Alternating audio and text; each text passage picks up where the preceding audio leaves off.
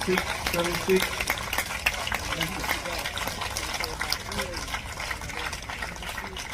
Hello and welcome along to episode 11 of the Tennis Asia podcast. And as it is an Olympic special, scarcely 6 weeks after the French Open came to its conclusion, we're back at Roland Garros for the Paris 2024 Olympic Games tennis. The draw has been made, and joining me to dissect the repercussions for all those from our part of the world, it is Mr. Tennis Asia himself, Eddie McGee. Eddie, how are you? Good. I mean, it's been a long time since our last one, eh? It's been about a month, right? Because we didn't do it until last time was before Wimbledon. Pre-Wimbledon, right? Yes. So yeah, I mean, I think did you enjoy Wimbledon? Think that's what I thought. It wasn't as exciting as it could have been, maybe, but I mean, I don't think as well some of the there were some withdrawals, and then there was some seeds going out at early and stuff like that. So could have been better, but I mean, then obviously the final on the men's side was maybe a little bit disappointing in terms of being a bit one-sided, and then but the women's was pretty interesting. I thought the women's the semi-final with Paolini that was very good. I mean, that was actually the longest semi-final. So. At Wimbledon on the women's side, so yeah, and then the final was good, and she almost managed to pull it back, Paolini, but ended up being Krejcikova who won in the end. So yeah, it was a good tournament both of those will be back in Paris. I don't know where you stand really on Olympics and tennis. Some love it, some hate it. For some, it's just another tennis tournament, just with no ranking points or prize money on the line. There's been quite a few withdrawals. What do you generally make of tennis in the Olympics? Well, I have watched it for the last several tournaments. Yeah, I mean, I do think obviously it's a little bit strange. Because I think really the Olympics is at its best when you're watching those sports which are competing in the Olympics is actually the pinnacle of that sport, right? And that's obviously not quite the case in tennis. Having said that, it does give you a different sort of feel here, and it's a bit of a shame, of course. We have some players that they withdraw and because they think, well, I'm probably not going to have a chance of winning, and they don't, because they don't get the ranking points, they decide, okay, I'm going to go play in Washington. That's the ATP and the WTA tournament that's on the same week as the Olympics. But most of the top players are playing, right? I think most of the top 10 players are playing. Right. And obviously they're competing for their country. So it does have a different feel to it, and I actually quite like it. And especially, I would say, it's probably, if you're talking about like mixed doubles, I would say this is like perhaps the most interesting mixed doubles tournament there is, because, probably the most prestigious mixed doubles tournament that there is. Yeah, because, they really are competing for their countries. They're whereas, let's say back at Wimbledon, I mean, mixed doubles is kind of like just an extra sideshow. People do it almost for a laugh, right? Hit and giggle, yes. Yeah, but it doesn't feel like that here, and for the doubles here, of course it's not as big as a slam, but as I say, like when it comes down to it, these guys and the women in the singles, they're going to be competing hard, and when it comes down to those gold medal match or the bronze medal matches, they are usually very competitive, and the atmosphere should be good. Certainly, 2012 final Federer Murray was one of the more memorable matches of the last couple of decades. Definitely, Asia has won. I think I had a brief check. I think Asia's won just one gold medal in Olympic tennis. Certainly in the Open era. I'm not sure what happened like in the interwar eras. I know Japan had a few good tennis players 100 years ago or whatever. I think there's only been one gold medal in the Open era. Any idea? Oh, you put me on the spot here. Who's the gold medalist? Yeah. I don't. The gold medalists were Athens 2004 women's doubles Li Ting and Sun Chan. There have been a number of minor medals since then. I did actually know that, but I mean, I don't really remember it at the time, but I do remember seeing that fact. Okay, that's good. Well, yeah, and in terms of gold medals, yeah, I can't. Obviously, I mean, we've had Kei Nishikori. He won the bronze medal in Rio, and he beat Rafael Nadal to do that. So that was actually a huge moment for him. And yeah, he will be competing this time as well, maybe in with a lot less expectation. But I think he's in all three draws, isn't he? He's in the men's doubles, the singles, and in the mixed as well.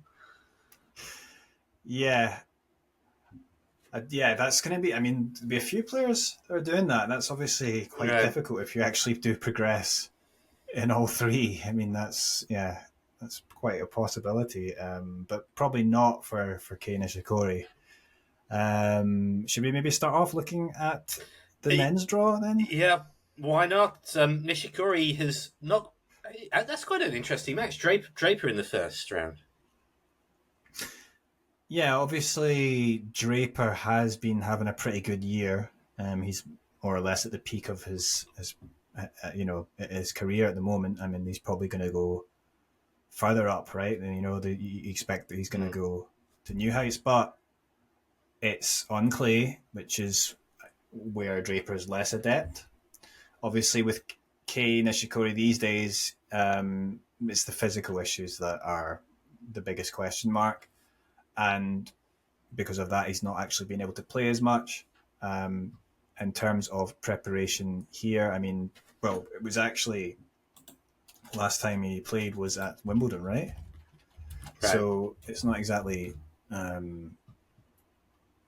ideal preparation, and he went out in that, didn't he? It was in the first round. That was 5 sets, but he was up. Right. Yeah, he was up 2-1. Of course, if it was in 3 sets, he would have won it, right? But then he lost the last 2 sets. So, I mean, of course, this is all best of 3. There was one time when the men's final was best of 5. But of course, it being best of 3, it does maybe open up for a little bit more for some upsets. Obviously, we tend to see that less in the big slams when it's best of 5, when the better players, even if they go down a set or 2, they have more of a chance to come back. Yeah, as they should. We want the best players winning the slams, but here, if we're going to look at actually maybe the first Asian player to we can look at is I'm not going to talk about Nishikori yet, but Benjamin Hassan, who got in with the universe. Right. Yeah, it was at universality. Like what do you say? Spot, yeah. So yeah, he actually. I was going to ask you to briefly explain the qualification procedure for both the singles and the doubles, but I thought that would be a touch unfair, to be quite honest. I think you need a PhD to figure it out, but yeah, it is very complicated because. Yeah, and then it's, as well as the rankings, there's a lot of players that get in, obviously, from withdrawals, but then there's various other spots, right. Ways to get in. And among them was this universality spot, which they basically just give the spot to, I think, they probably say, well, see who's the highest ranking. But they're trying to give it, I guess, to try and sort of spread it out to, different regions of the world. So they've given that to Benjamin Hassan, who represents Lebanon. Of course, it's not going to be.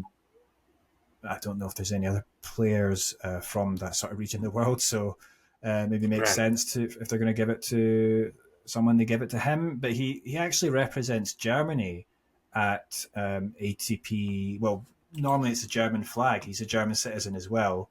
On the ATP level, he'll have a German flag next to his name. But when it comes to Davis Cup, and obviously now the Olympics, he competes for Lebanon. So yeah, so Benjamin Hassan though, he's mostly a a challenger level player, right? Right.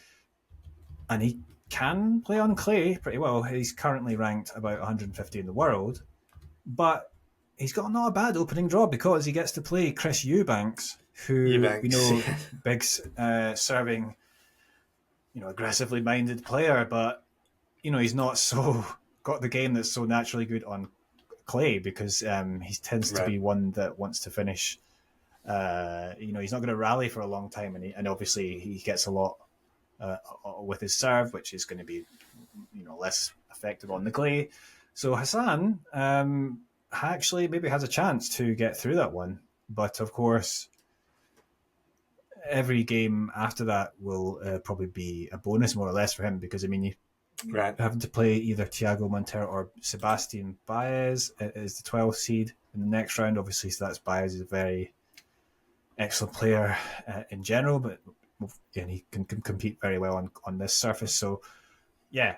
And then you've got potentially in the third round Stefanos Tsitsipas. So, Tsitsipas, yeah. I mean, it must be strange. I guess it's just nice for some of these guys just to be able to play. Right. For the country and just have that moment. And I'm sure it's pretty a nice experience just to sort of be there in the Olympic Village and be part of the ceremony and all that. And then moving on though onto section 2, which is the one where Nishikori will come on to him, but we've also got Zhang Zhizhen. Of course, we know right. Triple Z, Zhang, top ranked Chinese player, highest ranked Chinese man ever. He's now near 30 in the world. Obviously, he's in a great point of his career. He actually got in because he, not via ranking, although he would have qualified with his ranking, but he got in because he was the winner of the Asian Games. So the winner of the Asian Games singles got in with a spot. And unfortunately for him, though, he's got a pretty tough draw because he has to play Thomas Machach, who, by the way, is his regular doubles partner, right? And so that's pretty surprising that he has to play him. They played once before in a challenger a couple of years ago, 2022, in Poland, and he got to that was, I think he was up a set. And Machach came in 1-3, but that was played on hard court. This will be the first meeting on clay. So, right. It will be an interesting match. It's definitely a tough one for your opening round in terms of obviously neither of them are seeded, but there's a tough opening one, and that's maybe a sort of 50-50 in terms of who comes through that one. If Zhang can get through, though, then he'll have to play probably Zverev, who is the third seed. It's either going to be him or Munar. I mean, we expect Zverev to get through that one. Did he play him at Roland Garros a few weeks ago? It was in not Roland Garros, just in Hamburg, right? So just before this. So Zhang had a fairly decent preparation. That's right. It was Tsitsipas who beat him at Roland Garros. That's right. Yes. So he lost his Tsitsipas, I think, in the third round. That was a pretty one-sided match. He did well though in Hamburg because he came through those first two matches in straight sets, and he was really good. I mean, he was hitting exceptionally well on his ground strokes. Just everything was coming off. When he was coming into the net, he was playing very well at the net. His volleys, his touch, and just hitting beautifully. But then obviously Zverev as well is a player that he's got an amazing serve and he is exceptional from the back of the court. So it's it's a step up in level. And although Zhang, he's had the upsets, he had victories against top 10 players. He couldn't do it. I think it was straight sets right to Zverev. I can't remember the exact score, but it was fairly close. But yeah, it was just, I think it gets very difficult. I mean, even on clay, if you get broken by Zverev, it's hard to break him. So he'll be hoping to maybe have a little bit more luck for him this time. If he does get through that, Zhang, in the third round, the potential seed that he plays is Nicolas Jarry, so also tough. I mean, he was the Rome finalist this year. who lost his Zverev. So I mean, it's tough little section that, and then of course if we move down, we've got Nishikori. We talked about he plays Draper, and Draper having a great year. So Nishikori, though, at least I would say, in terms of how they naturally feel on surfaces, I would say Nishikori would be more comfortable. Right. In terms of, obviously he can great. He's comfortable on this surface. He can rally extremely well. It's just a question of, Draper's generally been playing at a higher level. There's no doubt about that. So it's not unwinnable, but it's not the easiest first round for him. And then if he does get through, actually, there's another player from an Asian nation, Bublik, who could play in the second round, but Bublik has to play. Who's got a big Fritz. Right. And based on how they have done on this surface, I would more, and in general, this year, I would fancy Fritz to get through that one. Right. So it's definitely it's a tough, potentially very tough section for Nishikori if he does get through, because the other seed in that little bit there, the 11th seed is Lorenzo Musetti, who's obviously just had a great run to the semi-finals at Wimbledon, but also is probably even better on clay, right? So not easy. Although of course you never know. Sometimes these things open up, and Monfils is who Musetti's playing. Obviously that's a French player. He's going to have the crowd on his side. You never know. That could be an upset, but we'll see. Moving down to the next section, Taro Daniel of Japan. He's also got a very tough opening round. Yeah, Casper Ruud. I mean, really, Casper will be. Let's be honest. He's going to be looking to win this tournament. This is a great opportunity for him to actually get. No, I mean, I'd say he'd have a good chance to get a gold medal, but I'm sure, certainly a bronze or a silver is definitely within his reach. And I suppose, that is something that obviously, separates this from the other tennis tournaments, in that people actually, you don't get any prizes for getting to the semi-finals at other tennis tournaments, but you do get a prize for finishing third. The third place playoff, and I think some players, they're really happy to win those bronze medals when they get them. I think Nishikori, when because he beat Nadal to get that one, and then who was it? The last time in Tokyo, the bronze medal winner was Carreño Busta, who beat Djokovic, and I think for him that was, on a personal level, that was one of the biggest wins of his career. And I remember Jack Sock saying that for him as well, I think he's got a gold medal. Was it the doubles he won the gold, Jack Sock? And he talked about how he's saying, he's even won a Masters 1000 in singles, but he says that the gold medal means a lot more to him, because people know what a gold medal, that Olympic gold medal, means. If you tell a person who's maybe not into tennis, I've won a Masters 1000, they'll be like, what's that? So there is that. I think this is something that is probably ingrained into certain people from when they're very young. It's a question of, did they grow up as sports fans, or did they grow up just in the tennis bubble? If you grew up watching the Olympics when you were a kid, obviously you would. If you just grew up doing nothing but tennis, then it's going to be a little bit different. My formative memories were the showing my age, the Barcelona Olympics, and then of course the Atlanta Olympics in 1996. The Atlanta Olympics being the absolute nadir for British sport, one gold medal. Barcelona was a little bit better, but the Olympics were sort of very, very special then. These days, I guess there's so much other sport going on wall to wall. In those days, it was the only thing we used to see on television. So it was something he would sort of grow up with, and of course, yeah, an Olympic medal would, for someone who sort of had that background, would be very, very special. Yeah, I mean the '96 Atlanta, wasn't it? Yeah, so that was. Do you know who won it that year? The men's singles gold medal. I know it was Mark Rosset in Barcelona in 1992, but 1996 eludes me. It was an American. All right.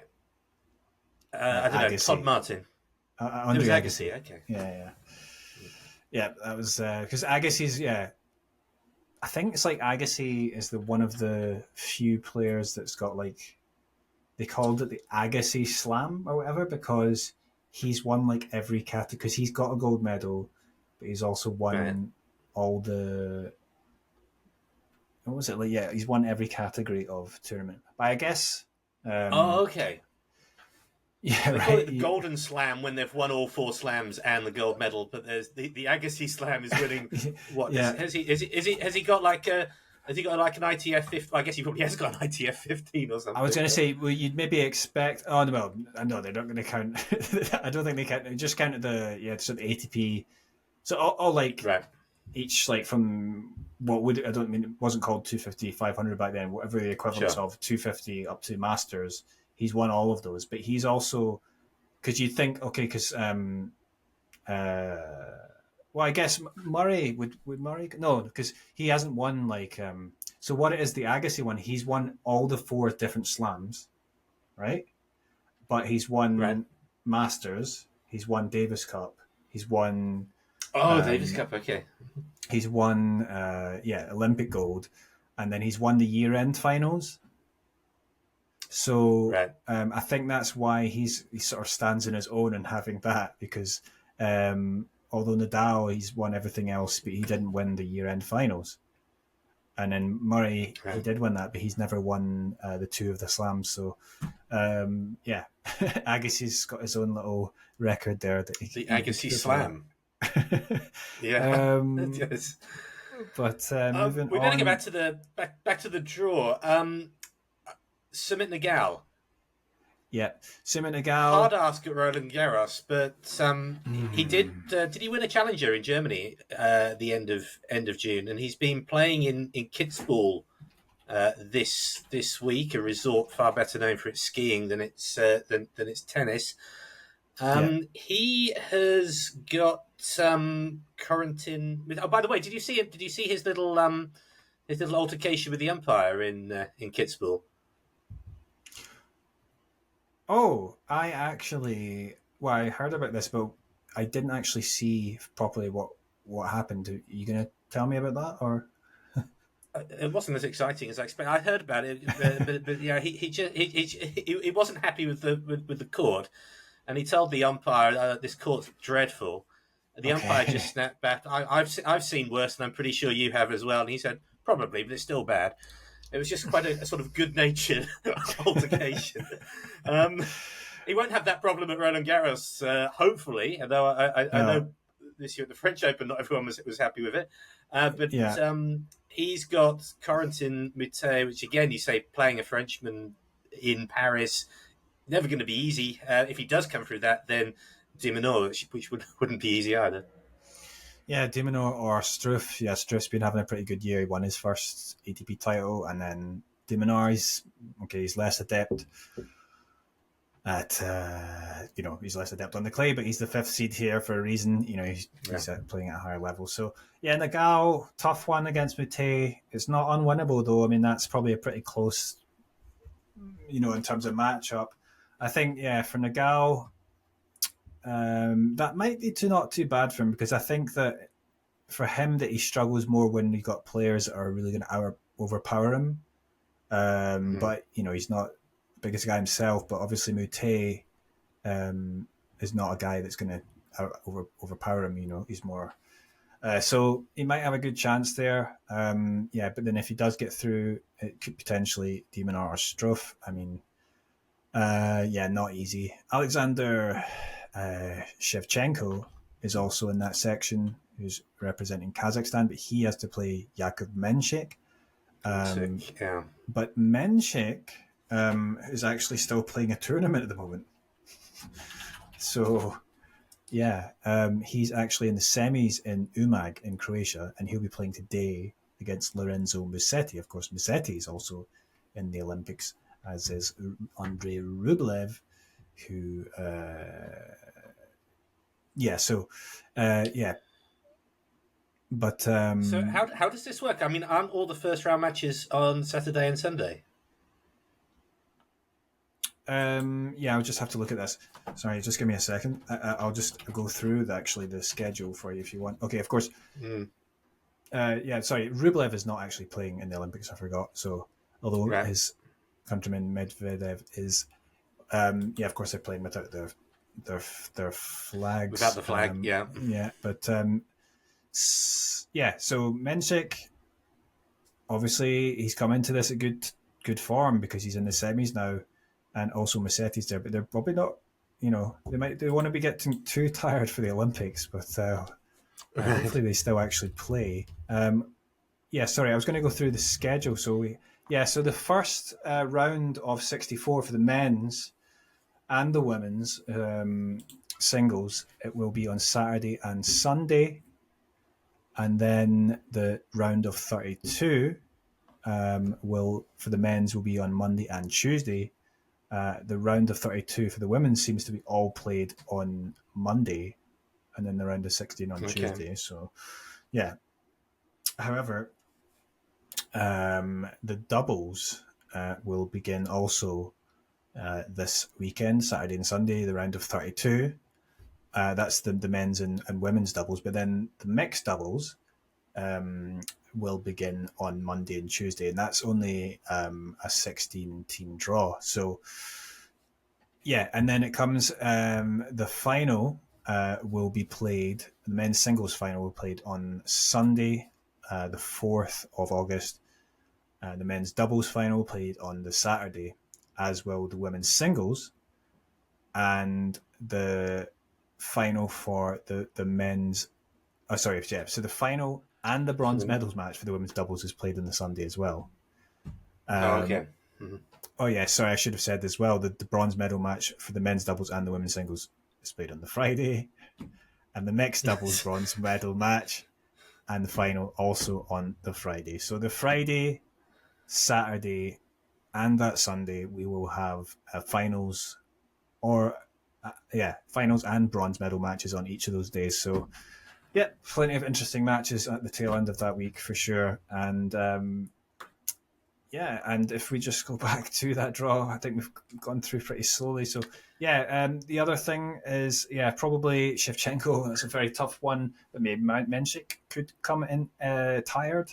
So we'll see how he does there. But then he'll have to play possibly Tommy Paul in the second round, and that's going to be very difficult. So, and then further down, you've also got, I think, because...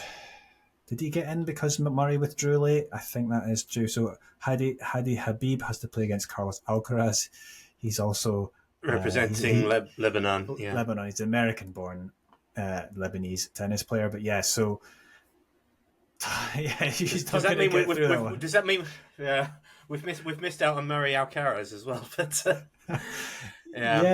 or it was also...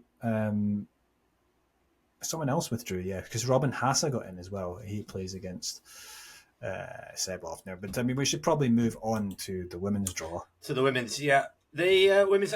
We might as well start with probably the best candidate in the women's draw, Zheng Qinwen, seeded 6, got to the 4th round at Roland Garros.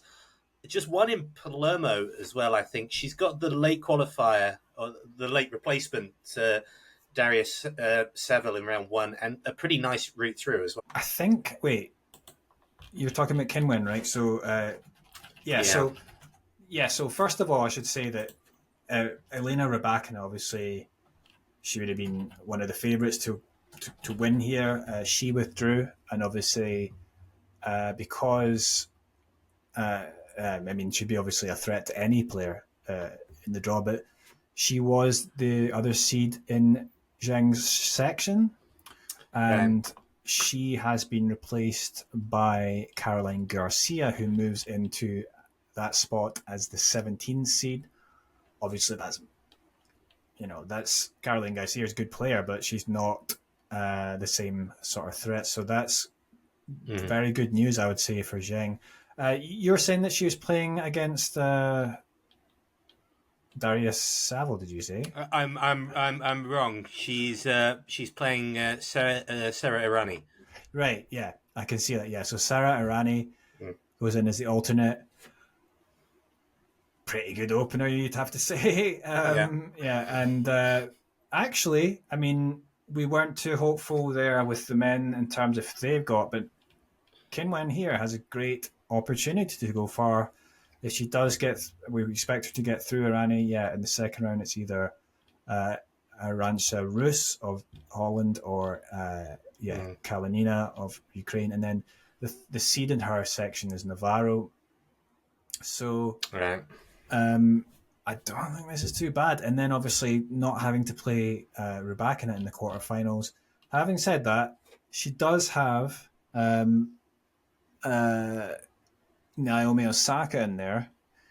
Because she would have used. Did she use a protected rank? I thought she would have used a protected ranking. No, I guess she might have got in. Osaka would have got in because she's a previous Slam champion. Maybe that's the spot that she got in. But yeah, so Osaka has to play Angelique Kerber, who's going to be playing. I believe this is her last. She's stopping tennis after this. It's her last tournament, right? Yeah. Like Andy Murray, yeah, she's going to stop. So, I mean, I would expect Osaka to get through that one if she does get through. And probably Caroline Garcia in the second round. But Garcia, obviously, playing in front of home fans, that would not be an easy match, I think, for Osaka. And then also the other seed, the 16th seed in that section is Leila Fernandez. But she has to play against Mukova at the Czech. Mukova, who... Yeah. Right, who was she the one who Zheng beat in the final in Palermo? That's right, yeah, exactly. And a former French Open runner-up, previously in the top 10, but now she's slipped down a bit, but definitely a player that's, if you're Leila Fernandez, you're not going to be too happy, I think, to draw her in the first round. So... but Osaka, I'm not particularly hopeful. I mean, obviously, she had that great match against Swiatek at the French Open in terms of actually being able to get through several matches. I'm not too hopeful about that in terms of her getting a medal, but we'll see how it goes. I mean, things can open up. But I think for Zhang, she is the one looking definitely the favourite to get to that quarterfinal, and if she does get to the quarterfinal, if she does get through that quarterfinal, she will probably have to play Swiatek in the semis. So, that's obviously going to be a completely different step up in level, and I don't think it's. See, the thing with Zheng is like, she's done well to get into the top 10, but I just don't feel that she's shown the level yet to show that she can beat these players quite yet. I mean, she's done okay in some matches, but who knows? Playing here for her country, she might be able to find some extra inspiration. There's another Chinese player in Swiatek's section, that's Wang Jiyu, who plays Novskova, and perhaps has to play Diana Schneider. And then, as far as Wang, I mean, she might be able to get through a round or two, but if she comes up against Swiatek, you're not expecting third round. Yeah, but so moving down there, I mean, obviously, I should say actually, for Zhang, if she gets to the semi-finals, even if she loses, she has the chance for the bronze medal. I'm sure she'll be happy at least to be able to compete for that. Then in the third section in the bottom half, we've got our hero of the podcast, Mayuka Ichijima, who will be playing. She has Svitolina in the first round. That's interesting. Yeah. So, and of course, this is potentially Pegula in the second round. Of course, it's a return for Uchijima back to her favoured, or well, clearly the where she's had the best success, which is on clay. Svitolina done pretty well. She had in Wimbledon, she got to quarterfinals. Obviously, this is different prospect here, but yeah, she's certainly a player that is capable of doing damage here as well. So tough opener, yeah, for Uchijima, but maybe she can cause an upset. I don't know.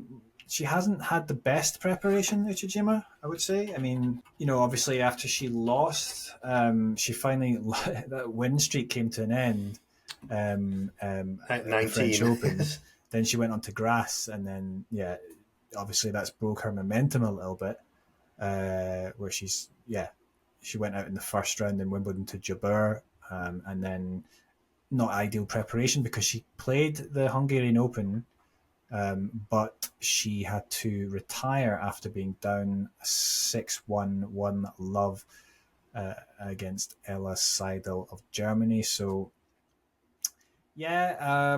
it's not ideal preparation, but obviously she has the tools to do well on this surface. I do think she can maybe give Svitolina trouble, but obviously then having to play Pegula gets more difficult. And then the other seed in that little section is Barbara Krejcikova, so she's a former French Open champion, obviously just won Wimbledon. Right. A lot of tough players. And then, it's going to be tough for Uchijima, but moving down, we do also have Wang Jinyu, who's in that same section. That's right. So she's going to play Tamara Korpasch of Germany. Wang has had a pretty good year, and it'll be interesting to see if she's able to get some results together. So as far as that goes, there's not too many other. I mean, I think that's it, right? Because of in terms of the Asian players. There's Yuan Yue, who's in the next part down. That is Maria Sakkari's part of the draw. She's got Alexandrova in the first round. Putin Savers in that part of the draw as well, who starts up with Kostyuk. Of course, I totally missed. Putin Saver. She's got chances. She starts against Marta Kostyuk, the 12th seed, and then but if she gets through that one, Burel or Siniakova, Yuan Yue. I mean, I'm not particularly expecting much from her. She has to play Alexandrova, and then although if either player gets through that, Sakkari hasn't been so good in the big tournaments, so little chance there maybe to go through. But in terms of actually seriously winning the title, I think the player that really has a great chance is Zheng, but obviously the fact that she has to go through Swiatek, she's probably going to want to hope that Swiatek miraculously gets beaten somehow beforehand. Of course, though, that's not completely out of the question, because if Ostapenko gets through to the quarterfinals, she will play. Right. That's the projected to play Swiatek. So Ostapenko has that tremendous 4-0 record against her. We'll see. But wouldn't that be something, Ostapenko, to win a gold medal? Ostapenko, gold medalist. It could happen. It could happen. Back to the scene of her greatest triumph, of course. And we should talk about the doubles. As the doubles is, well, as we said, it arguably more prestigious in terms of tennis wise. In the men's doubles, and we've got its sort of reversal of the usual thing. Andy Murray has pulled out of singles in order to play doubles or focus on the doubles. He's partnering up with Dan Evans, and I believe they open, if I'm not wrong, do they open against Nishikori and Terradaniel? That's right, yeah. So Taro Daniel and Kei Nishikori, of course, of Japan. Well, that's an interesting one because I don't think either pairing are in particularly hot shape, would you say? Because obviously Right. Nishikori, he's had his physical issues. I doubt that him and Daniel have played. I Played much much. doubles Yeah. together before, and yeah, it's never always easy to just to start playing with a new partner. Daniel, he's not had a bad year, but I don't think that um, he's shown anything to show us that he's going to be a real handful. Obviously, Evans and Murray, they didn't have a great preparation either. Murray has obviously playing his last time. Having said that, obviously Murray and Evans have played a lot of doubles in their careers, so we'll see. I do think could be an interesting match.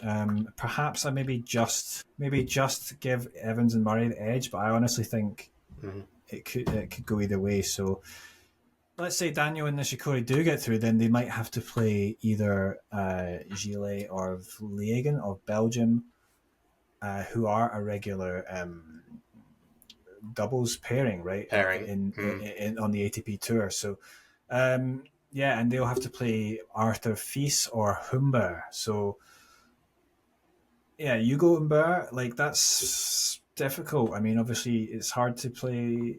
You don't want to be necessarily playing against the French players. That's a pairing you'd say on paper actually could be pretty good, wouldn't you? So Arthur Fils and Humber, Yeah. but it doesn't always work like that, obviously, because these doubles pairings that are played a lot together, and they certainly have the Belgian pairing. So, yeah, they could make it tough. Another interesting pairing there. It's not an Asian pairing, but is Ogier Aliassime and Milos Raonic. Raonic. Yeah. Certainly, they're going to be powerful serves on the serve, right? Yeah, and they've got Taylor Fritz and Tommy Paul in the first round, which also is it's quite a fascinating matchup. Canada against USA, and I suppose this is the sort of it does make these tournaments a little bit more intriguing, doesn't it? Than when you actually because it's just that different from what we would see in the slams, say, where everything's mixed up and they're just doing it for themselves. This is obviously for something just for the pride of competing for your nation. Another interesting pairing there, obviously the Tsitsipas brothers. And further up the draw, we have the Lebanese pairing, Habib and Hassan, but they've got a really tough opener against Ebden and Piers, who are, of course, who know their doubles. Major winners. Yeah. So, yeah, just a lot of tough pairing. You've got Carreño Busta playing Carreño Busta and Granollers against Bolelli and Vavasori. They're the number one seeds, but of course Granollers has been a top doubles player. Carreño Busta, he's actually, he's had his physical struggles recently, so maybe he's not in ideal shape. Nonetheless, there's always potentials for upsets, and then, of course, moving on to the bottom half, one of probably the most excitement is about Alcaraz and Nadal, who are playing together. But they've drawn it the sixth seeds, Gonzalez and Andres Molteni. So, yeah, it's intriguing.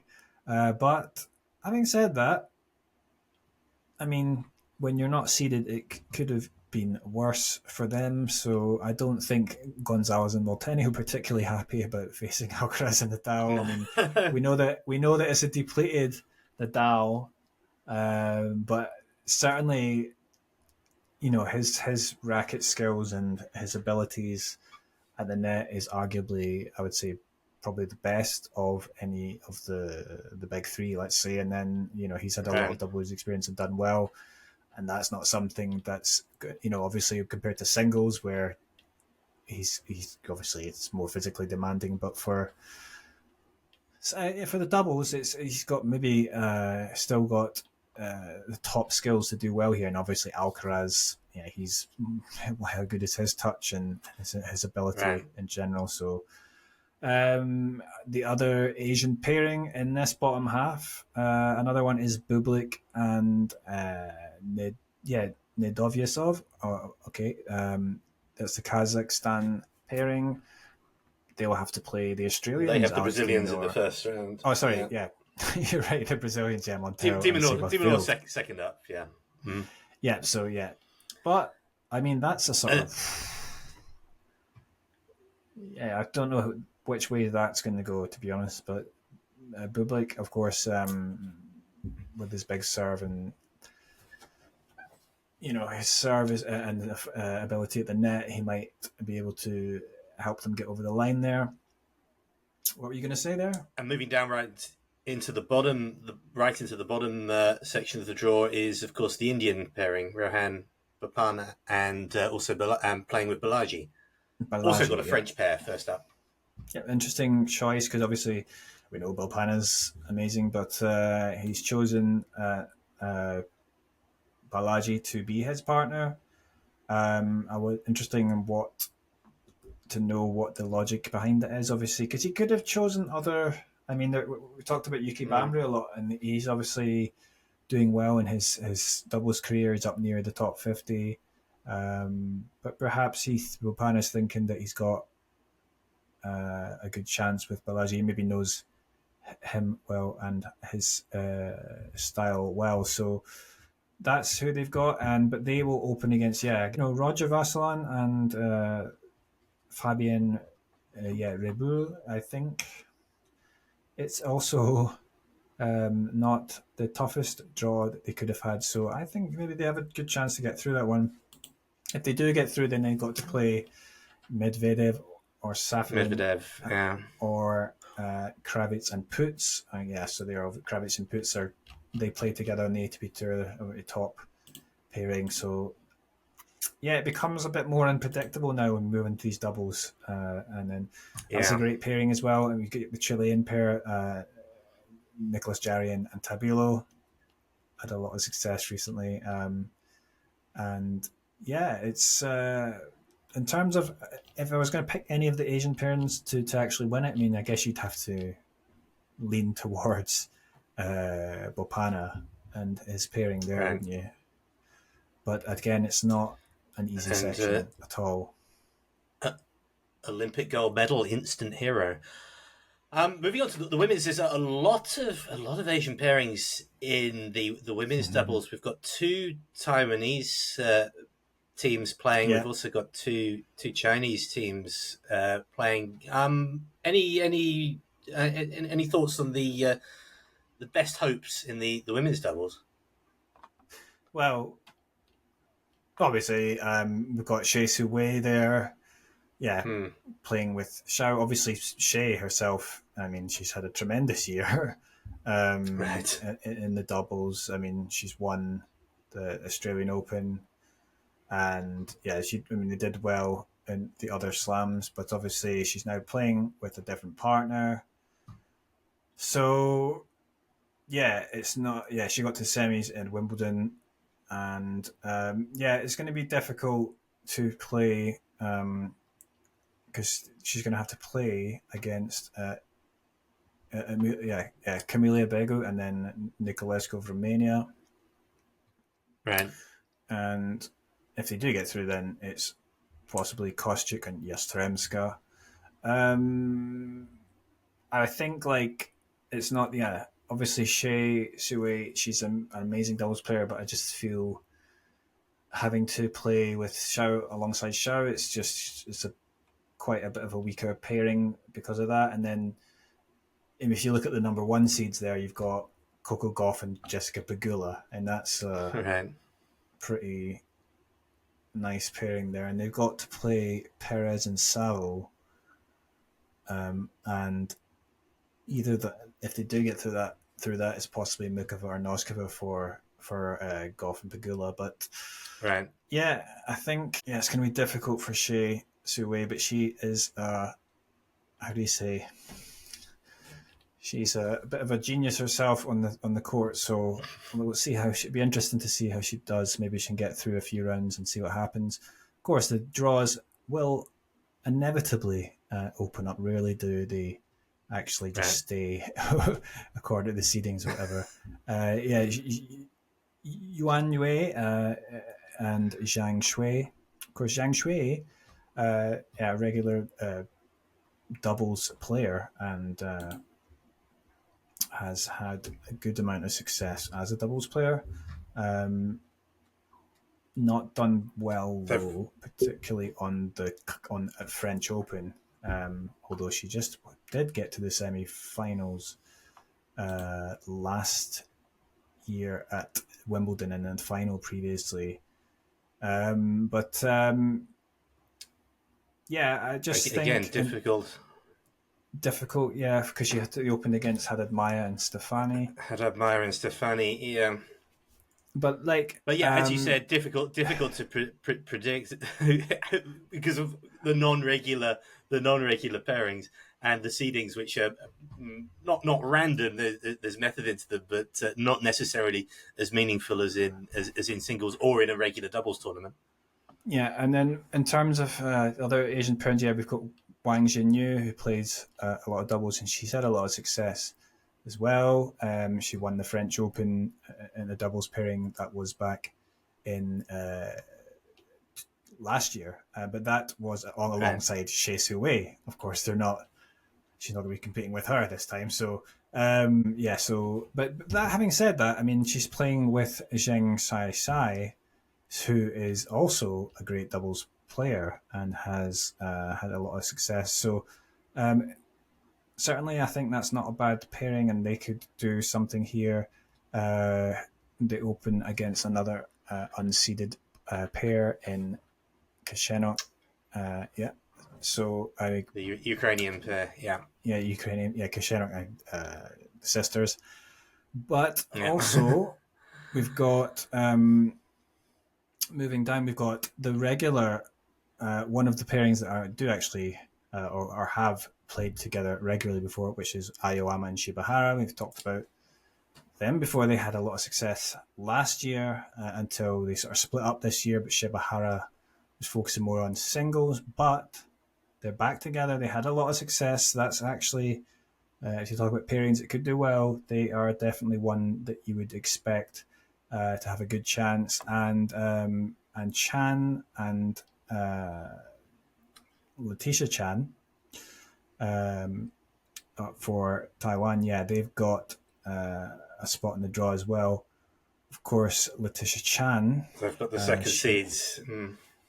yeah, so she has played before.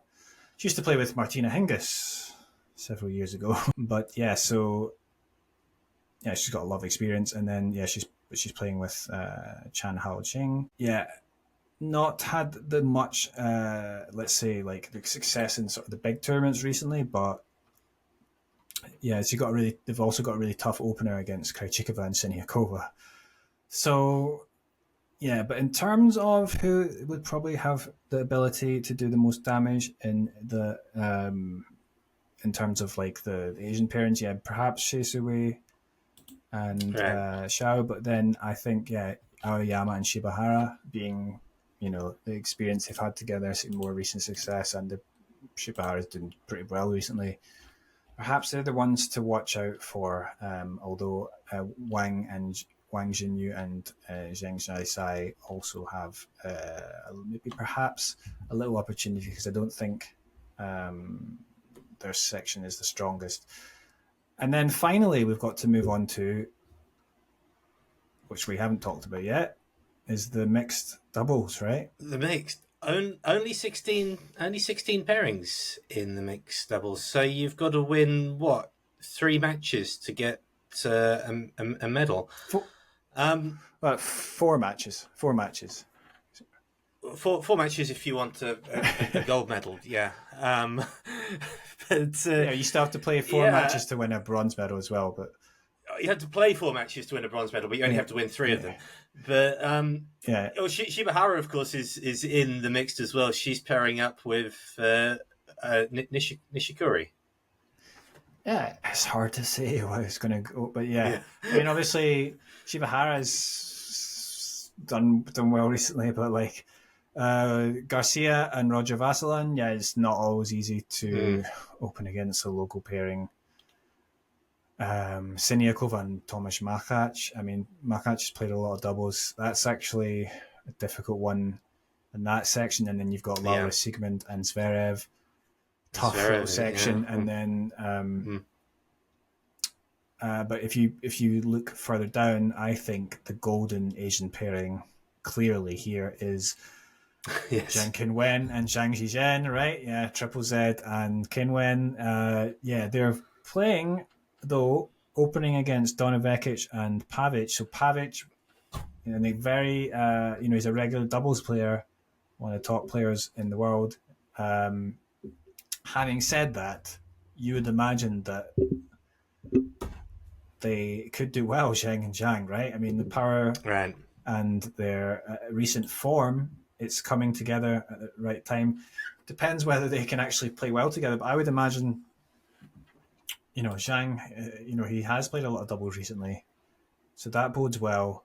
Sort of the other interesting, sort of pairings which they normally play singles together, singles only. I would say, like, you've got some interesting ones like Mira Andreeva and Medvedev.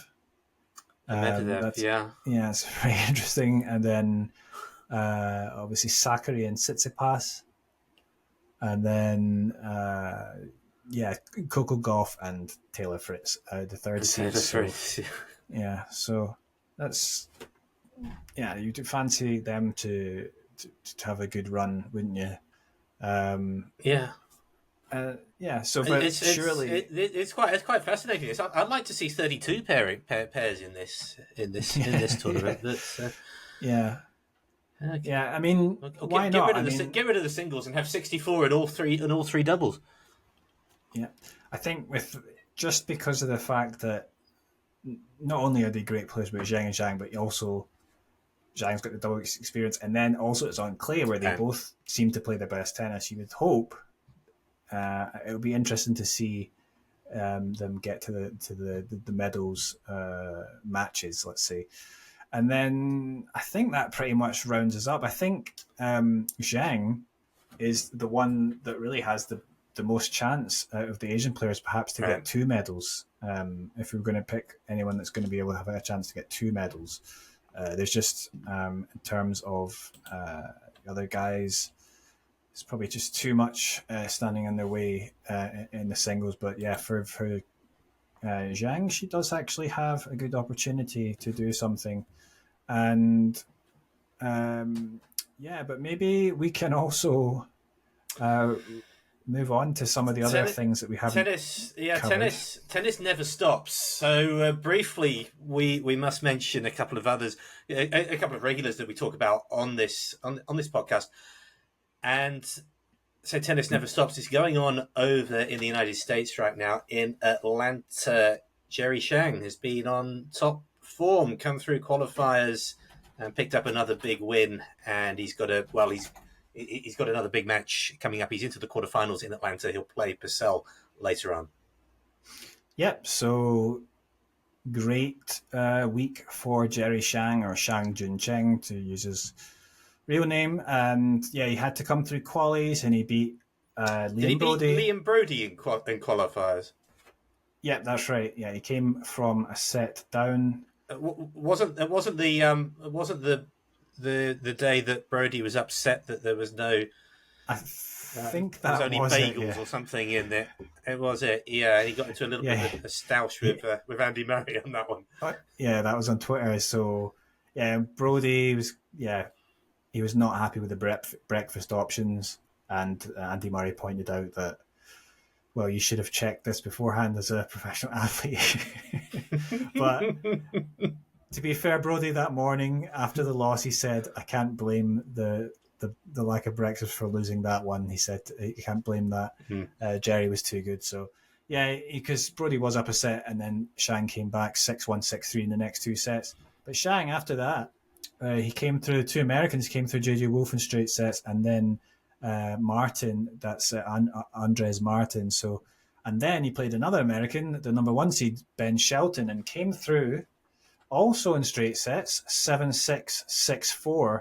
And that's the third time that Shang has actually beat Shelton. So Shelton's sort of becoming Shelton, his pigeon, as some people would say. That, but so I mean, that's quite amazing. But obviously, well, Shang's also another lefty. I don't know if that's any reason why Shelton maybe finds some difficulty. Uh, Perhaps because Shelton always likes to go out wide on that, perhaps when he's going into the juice side, it goes difficult to go out wide for a lot of players. But for Shang, it would go into his forehand side, maybe less awkward for him. But, right.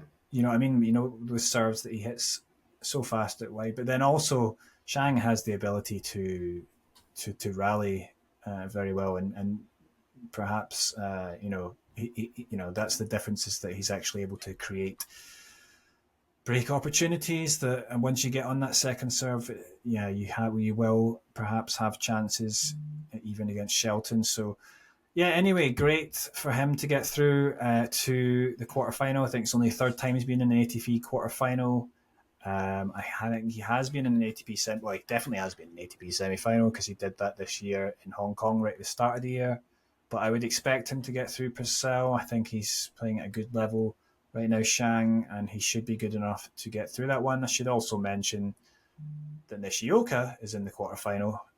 He actually has to play Francis Tiafoe, perhaps a tougher matchup for him. But he did well because he came through against Schweida, and then he beat Mackie McDonald in straight sets. So Nishioka, he always does well. He tends to do well on these hard courts. So we'll see. I'm not, maybe less expecting him to get a result. But also in North America right now, there's a challenger going on in Chicago. Bu Yunchaokete. He's been in fine form of late as well. Yeah, he's in the quarters there. He just came through against Michael Zhang and then Paul Jubb in straight sets. But this is also after last week winning the title in Granby in Canada. He came through, and he was been the previous week he'd been in the semis in Winnipeg, also in Canada. So he got the title this time. He came through a tough match against Terence Atman of France, right? And yeah, so this was another challenger title for Bu. I think it's his second this year, if I'm not mistaken. And he's now up to a career high of 147 in the rankings. So into the top 150 for the first time. Yeah, but also he will be a bit higher now that he's in the quarters here at Chicago. Yeah, he's got a great opportunity to get through. He plays a guy he absolutely hammered in the semi-finals in Granby last week, Grenier. That's right, yeah, Grenier. He beat him 6-1, 6-2. Yeah, I didn't see a whole lot of the tournament last week. The time difference is horrible for us, obviously, but I did see a bit of the final that he played. And yeah, I mean, Bu is just a very exceptionally good athlete, and you can just see that he's just slowly getting better. He's got a good serve. He's slowly getting better in sort of the rest of his game in terms of his strokes. He's maybe lacking a little bit in weapons, but he's such a good athlete, and you can see that he's doing so well at the moment. I was thinking perhaps maybe this is his chance to get into the majors, because he's come into form at a good time. Perhaps he can qualify for the US Open. He should be. Well, he definitely will be in the qualies. So that's something perhaps to look out for. And then also, I should say that Hong Sung Chan is in the quarterfinals. In that tournament in Chicago, he came through against Alex Bolt and then Charles Broom of Great Britain. So he has to play, though, in the quarterfinals, a young, very talented American up-and-coming player called Lerner Tien, who is from California, but he's only 18 years of age, but he's actually been winning a lot of matches at the professional level recently. He just won a challenger, and then he just won an ITF event. So yeah, that's a very tough one for him. But he's also, I should say, that Tien is the Australian Open Junior champion. So he won that last year. So always difficult out there. A lot of talent coming through on the Challenger Tour, even when you think you're doing relentless. well. Yes. Also in that one, in the other quarterfinal as well, is Jake Fernley, who actually was the guy who took a set off Djokovic in Wimbledon. So yeah, difficult out there. And finally, maybe we should make a mention for a girl. The women's side. Yeah. The Filipino up-and-coming star, Alex Eala, she has another title to her name in Spain last week. Yeah, the 19-year-old Alex Eala, she won without dropping a set all week. Yeah, she won the title, 100 title in Spain. That's by far her biggest title to date in her young career. She won, that was a ITF 100. The previous largest title she won was only a 25, although she'd been in the final of a 60k and a 40. But yeah, to win the 100, obviously she beat a decent player as well, another youngster, Jimenez Casinseva from Andorra. So yeah, I think she was very delighted. I think there was some tears shed after she won that. And I should also say that she also won the doubles as well. So amazing week for her. And then after that final, I mean, it's in Spain, similar to what they do, I think, is in Barcelona when they, which is where Nadal would usually win, but they'd run into the pool afterwards and jump into the pool afterwards. So she actually did that with all the ball kids just for this small little tournament here. But yeah, it's pretty funny. But yeah, she obviously deserved anyway. She had a great week, and yeah, she is also similarly to Bu up into the top 150, near the top 140.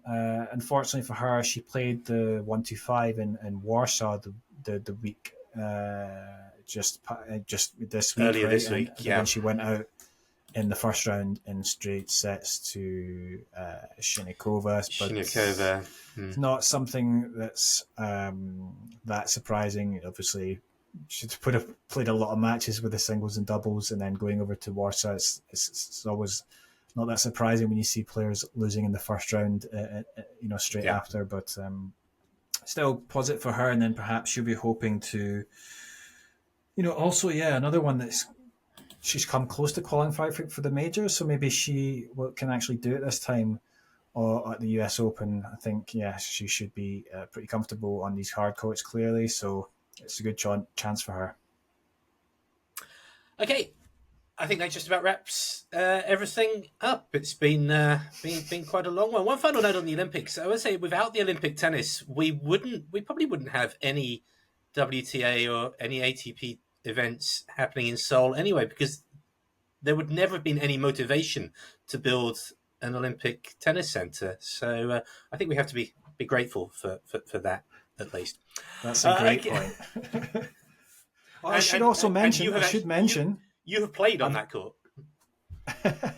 Yeah, amazingly, believe it or not, you can actually, although these days it's far too fully booked, but members of the public can actually rent the Olympic tennis court, which is where the ATP and WT tournaments and previously the 88 Seoul Olympics was played. You can actually rent that if you want to play a match. And I should actually say ATP tennis or ATP Challenger tennis is coming back to Seoul. It's been confirmed that we'll have the ATP Challenger in October in amongst many other challengers throughout China, Thailand and Taipei as well. So Taiwan. So amazing to finally, because we weren't sure if we're going to get it, but we'll be able to cover it, and perhaps I think we'll probably both turn up there, won't we, in October for the Seoul tournament. So I think so. The CU had better be fully stocked of Cass that week. But Cass being a certain alcoholic beverage. Yeah, a cheap one. But okay, thank you very much for joining me tonight. We'll keep an eye on Atlanta as it progresses, and also Chicago as well. And enjoy the Olympic Games. Yeah, cheers. 1 6, 7 6.